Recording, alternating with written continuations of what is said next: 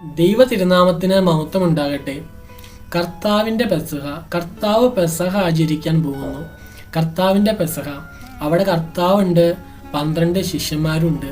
കർത്താവ് പറഞ്ഞു, എന്നോടുകൂടെ താലത്തിൽ കൈമുക്കുന്നവൻ എന്നെ ഒറ്റിക്കൊടുക്കുമെന്ന്. പ്രിയപ്പെട്ടവരെ, എന്നിട്ട് യൂദായുടെ കൈ കൊണ്ടെന്ന് താലത്തി മുക്കി. താലത്തി മുക്കിയത് യൂദായുടെ കൈയായിരുന്നു. യൂദായെ കണ്ട ദൈവം, യൂദായുടെ പ്രകൃതം കണ്ട ഒരു ദൈവമുണ്ട്. 3.5 വർഷം കർത്താവിനോട് കൂടെ നടന്നു. അത്ഭുതങ്ങൾ കണ്ടു, അടയാളങ്ങൾ കണ്ടു, വീരപ്രവൃത്തികൾ കണ്ടു, നല്ല പ്രഭാഷിതങ്ങൾ കേട്ടു, നല്ല പ്രബോധനം കേട്ടു. എന്നിട്ടും യൂദായുടെ പ്രകൃതം മാറുവാൻ, യൂദായ്ക്ക് ധനത്തോടുള്ള പറ്റുമാനം മാറുവാൻ, യൂദായ്ക്ക് ധനത്തോടുള്ള ആർത്തി മാറുവാൻ യൂദായ്ക്ക് കഴിഞ്ഞില്ല. പ്രിയപ്പെട്ടവരെ, യൂദ കർത്താവിന് 30 വെള്ളിക്കാശിന് വേണ്ടി ഉറ്റിക്കൊടുക്കുന്നത് കരുണാമയനായ കർത്താവ് കാണുകയാണ്.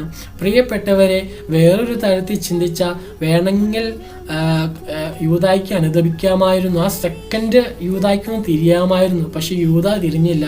പകരം വീണ്ടും കർത്താവ് അപ്പമെടുത്ത് ഇതെൻ്റെ ശരീരമാണ്, ഇതെൻ്റെ രക്തമാണെന്നൊക്കെ പറഞ്ഞ് യൂദായുടെ വായിൽ വെച്ച് കൊടുത്തപ്പോൾ തൽക്ഷണം യൂദായുടെ അകത്ത് പിശാച് അവകാശം പറഞ്ഞു. പ്രിയപ്പെട്ടവരെ, എന്ന് നാം വേദഭാഗത്തിൽ കാണുകയാണ്.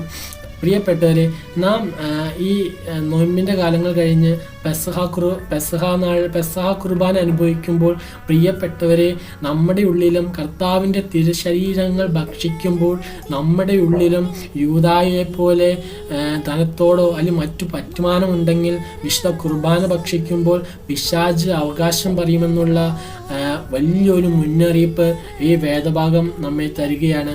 അതുകൊണ്ട് പ്രിയപ്പെട്ടവരെ, നമുക്ക് ദൈവസന്നിധി അനുദപിച്ചുകൊണ്ട് വിശുദ്ധ കുർബാന അനുഭവിക്കാൻ തക്കണം ദൈവം നമ്മെ എല്ലാവരെയും യോഗ്യരാക്കി തീർക്കട്ടെ എന്ന് പ്രാർത്ഥിക്കുന്നു, ആശംസിക്കുന്നു. ദൈവനിയമം മാത്രം മഹത്വപ്പെടുമാറാകട്ടെ.